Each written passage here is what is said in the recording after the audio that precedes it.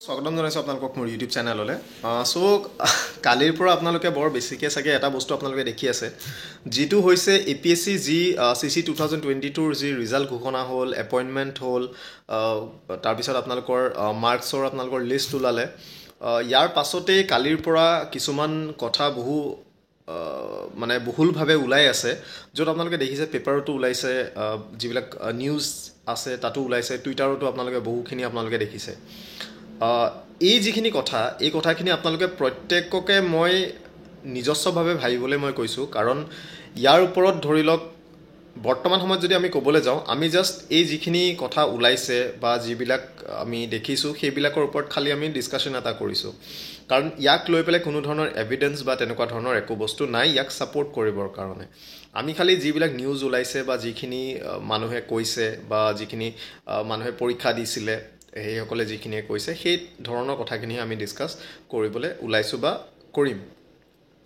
কথা হৈছে APSC আপোনালোকে জানে কেইবাখনো আপোনালোকৰ পেপাৰ থাকে যিখিনি আপোনালোকৰ প্ৰিলিমিনাৰী কথাটো বাৰু ক'বলৈ নাযাওঁ সেইটো এটা বেলেগ কথা মেইনছত যিখিনি আপোনালোকৰ থাকে 250 মাৰ্ককে আপোনালোকৰ পেপাৰ থাকে সো এই এছএ হওক বা GS 1 2 3 4 5 যিখিনি আপোনালোকৰ হ'ল সেই গোটেইখিনি যি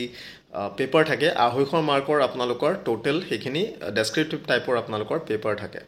ইয়াৰ পিছত আপোনালোকৰ 275 মাৰ্কছৰ আপোনালোকৰ ভাইভা আছিলে এতিয়া এইকেইদিন আমি যিখিনি বস্তু দেখিছোঁ এইকেইদিন বুলি নহয় বাৰু কালি পৰহি এই দুদিনতে বহুখিনি বস্তু ওলাইছে আৰু যিখিনি মানুহে সকলোৱে শ্বেয়াৰো কৰিছে সেইকাৰণে কথাখিনি ক'বলৈ গৈছোঁ বহু বছৰৰ পৰা আমিও দেখি আহিছোঁ যে UPSC হওক বা আদাৰ যিবিলাক ষ্টেটছৰ যিবিলাক চিভিল ছাৰ্ভিচেছ হয় তেনেকুৱা ধৰণৰ বস্তুখিনিও আমি দেখি আহিছোঁ যে ধৰি লওক চিমিলাৰ পেটাৰ্ণ এটাত পৰীক্ষা পতা হয় আৰু প্ৰত্যেক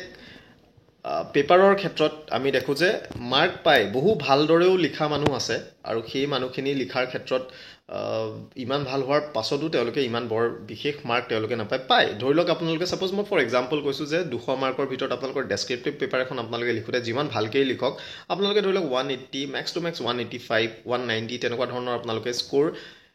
কৰিবগৈ আজি কেমিষ্ট্ৰি হওক মেথছৰ পেপাৰ হওক ফিজিক্সৰ পেপাৰ হওক তেনেকুৱা ধৰণৰ যিবিলাক অপশ্যনেল ছাবজেক্ট আছিলে সেইবিলাকত আপোনালোকে 100% মাৰ্কো আপোনালোকে স্ক'ৰ কৰিব পাৰে কাৰণ তাত কাটাৰ যদি আপোনালোকে শুদ্ধকৈ লিখিছে তাত কটাৰ কোনো ধৰণৰ অভিপ্ৰায় নাথাকে কিন্তু আপোনালোকে যেতিয়া এখন ডেছক্ৰিপটিভ পেপাৰত আপোনালোকক এটা টপিক দিব সেই টপিকটোৰ ওপৰত আপোনালোকে যেতিয়া লিখিব যাব সেইটো আপোনালোকে নিজৰ অভিমতটোহে আপোনালোকে লিখিছে কাৰণ সেইটোৰ কোনো ধৰণৰ স্পেচিফিক কোনো ধৰণৰ একো এটা মানে আনচাৰ পেটাৰ্ণ আপোনালোকৰ নাথাকে বা স্পেচিফিক কোনোবা ধৰি লওক কি লিখিব তেনেকুৱা ধৰণৰ বস্তু নাথাকে খালি আপোনাক ছাপ'জ আজি মই কৈছোঁ যে টুৰিজিম ইন আছাম বুলি আপোনালোকৰ কৰে টুৰিজিম ইন আছাম বুলি যদি মই লিখিব দিওঁ আপোনালোকৰ যদি 4জন বন্ধুৱে আছে যদি গোটেই 4জনেও লিখে প্ৰত্যেকৰে উত্তৰ আপোনালোকৰ বেলেগ হ'ব কিন্তু the main theme of the এছে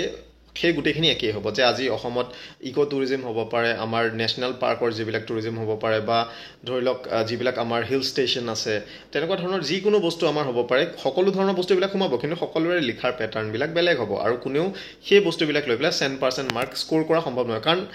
পঢ়া শুনা আমিও কৰি আহিছোঁ পেপাৰ আমিও লিখি আহিছোঁ তেনেকুৱা ধৰণৰ আপুনি যিমান ভালদৰে লিখক আপোনালোকে ইমান 100% মাৰ্ক নাপায় এতিয়া কথা হৈছে যে কালি যিখিনি আপোনালোকে দেখিছে কিছুমান বহুত স্ক্ৰীনশ্বট কিছুমান শ্বেয়াৰ হৈ আছে যে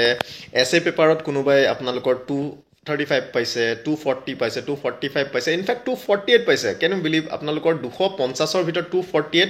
সেইটো নিয়েৰ টু ইম্পচিবল কথা এটা কাৰণ কোনোবাই যিমান ভালদৰেও লিখক এইটো যিসকলে প্ৰিপেৰেশ্যন কৰি আছে বা যিসকলে কলেজত আজি ইভালুৱেশ্যন কৰে যিসকল এছিষ্টেণ্ট প্ৰফেচাৰ আছে বা কলেজৰ যিসকল মহাবিদ্যালয় হওক বা আমাৰ ইউনিভাৰ্চিটিৰ যিসকল প্ৰফেচাৰ হওক অ'কে সকলোৱে জানে যে 248 out of 250 in a descriptive paper of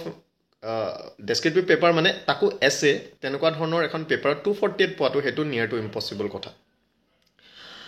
আৰু লগতে যিখিনি আপোনালোকৰ অন্যান্য যিখিনি পেপাৰ থাকে প্ৰত্যেক পেপাৰতে ইমান ভাল পাৰফৰ্মেঞ্চ নহয় আপোনালোকৰ মানে 50% মাৰ্কো তেওঁলোকে স্ক'ৰ কৰিব নোৱাৰে য'ত আপোনালোকৰ চাওক আজি 250 মাৰ্কছৰ ভিতৰত যদি কোনোবাই ছাব 100 মাৰ্ক যদি কোনোবাই পায় অৰ্থাৎ 100 নম্বৰৰ তলত যদি কোনোবাই মাৰ্ক পায় আৰু কোনোবাই যদি আপোনালোকৰ এছেত যদি এট দ্য ছেইম টাইম যদি 240 প্লাছ তেনেকুৱা যদি মাৰ্ক পায় ইণ্টাৰভিউ কথাটো বহুত বেলেগ হয় আজি কোনোবাই লিখিতভাৱে এটা বেলেগ বস্তু হ'ব পাৰে বা ইণ্টাৰভিউত এটা বেলেগ বস্তু হ'ব পাৰে কাৰোবাৰ সেইটো কথা মই ক'বলৈ নাযাওঁ কাৰোবাৰ ইণ্টাৰভিউত বহুত ভাল হয় ৰিটেনত বহুত বেয়া হয় কাৰোবাৰ ৰিটেনত বহুত বেয়া হয় কাৰোবাৰ ইণ্টাৰভিউত বহুত ভাল হয় কিন্তু এই যিটো সামঞ্জস্যটো আছে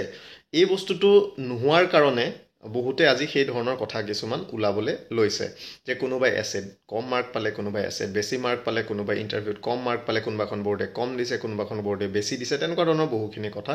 ওলাইছে। কিন্তু এই কথাবিলাক সম্পূৰ্ণভাৱে মই আপোনালোকৰ ওপৰত এৰিলোঁ। আপোনালোকৰ বহুতেও কালিও কমেণ্ট কৰিছে, যিটো পল দিছিলোঁ তাতো বহুতে তেনেকুৱা ধৰণৰ কমেণ্ট কৰিছে, আৰু সেই কথাটো লৈ মই ক'বলৈ নাযাওঁ, কাৰণ আপোনালোকে বৰ্তমান প্ৰিপেৰেশ্যন কৰি আছে, আপোনালোকে সেই বস্তুটো বৰ বেছি ভালকৈ জানিব। কাৰণ যিসকলে পৰীক্ষা দিছে, বহুতো পৰীক্ষা দিয়া মানুহেও তেওঁলোকেও কমেণ্ট কৰিছে, আপোনালোকে মোতকৈ সেই বস্তুটো বেছি ভালকৈ জানিব যে কেনেকুৱা ধৰণৰ কি হৈছে। আৰু আজি এনেকুৱাও হৈছে যে বহুতৰ GS পেপাৰ এপিয়াৰ কৰা স্বত্তেও তেওঁলোকৰ যি আনচাৰ, যিটো তেওঁলোকৰ মাৰ্কছৰ যিটো শ্বীট তেওঁলোকৰ আহিছে, তাতে তেওঁলোকক ৰোল নাম্বাৰ নট এভেইলেবল বুলি তেওঁলোকৰ ডেছ মাৰ্ক এটা আহিছে। সেই বস্তুটো কি কাৰণে আহিছে? কাৰণ সেই বস্তুটো যদি তেওঁলোকৰ যদি ছিষ্টেমত তেওঁলোকৰ মাৰ্ক ফিড হোৱা নাই, দেন ডেফিনেটলি তেওঁলোকৰ যদি মাৰ্ক যদি তেওঁলোকৰ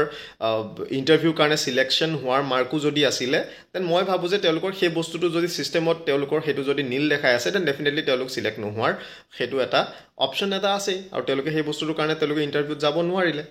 তেনেকুৱা ধৰণৰ এটা কথা, এই বস্তুটো এটা ৰিভিউ হোৱাৰ প্ৰয়োজন আছে বুলি মই ভাবোঁ। আৰু দ্বিতীয় কথা, যিহেতু APSCত এনেকুৱা ধৰণৰ কিছুমান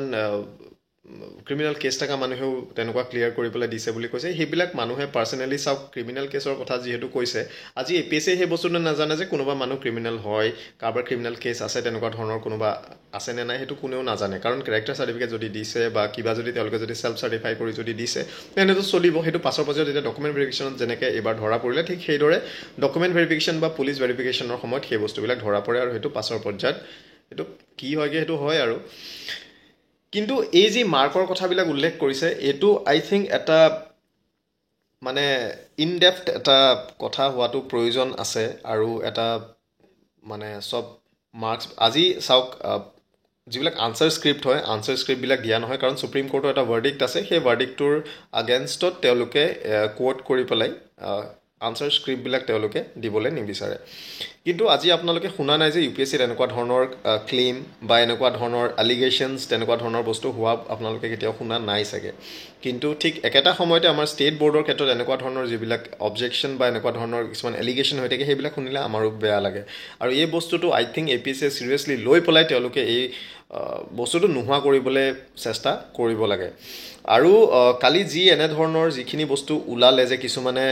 100ৰ তলত পাইছে প্ৰত্যেকখন পেপাৰত, কিন্তু তেওঁলোকে এছেট বহুত মাৰ্ক পাইছে, তেওঁলোকে ইণ্টাৰভিউত বহুখিনি মাৰ্ক পাইছে। কিন্তু এনেকুৱাও বহুখিনি মানুহ আছে যাৰ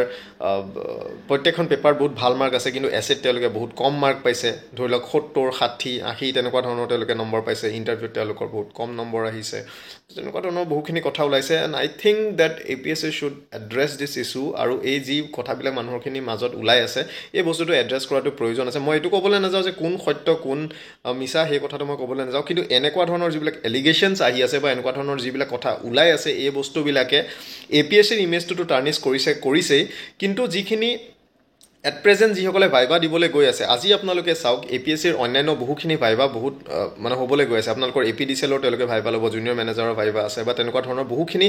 আগন্তুক পৰীক্ষা হ'বলৈ গৈ আছে। এই যিখিনি পৰীক্ষাৰ্থীয়ে পৰীক্ষা দিবলৈ যাব, তেওঁলোকে যদি এনেকুৱা ধৰণৰ কথা বতৰাবিলাক যদি তেওঁলোকে শুনি থাকে, বা তেওঁলোকৰ যদি মাইণ্ডত যদি এনেকুৱা ধৰণৰ বস্তুবিলাক ছেট হৈ যায়, দেন ডেফিনেটলি এনেকুৱা ধৰণৰ কথাবিলাকে তেওঁলোকৰ ভাইবাত এটা প্ৰভাৱ পেলাব বুলি মই ভাবোঁ। আৰু এই বস্তুটোক APSCয়ে কিন্তু নালিফাই কৰিব লাগিব, আৰু তেওঁলোকে আই গেছ এটা অফিচিয়েল ষ্টেটমেণ্ট তেওঁলোকে ৰিলিজ কৰিব লাগে। কাৰণ এই যিবিলাক কথা ওলাই আছে, এইবিলাক বহুত বেছিকৈ কথাবিলাক ওলাই আছে। চ' এনেকুৱা ধৰণৰ কথা, আপোনালোকৰ মতামত কি আপোনালোকে জনাব। কিন্তু প্লিজ মই খালি ৰিকুৱেষ্ট কৰিছোঁ যে বেয়া ধৰণৰ কমেণ্ট নিদিব, মোৰ কথা অলপ ভাবিব। Thank U.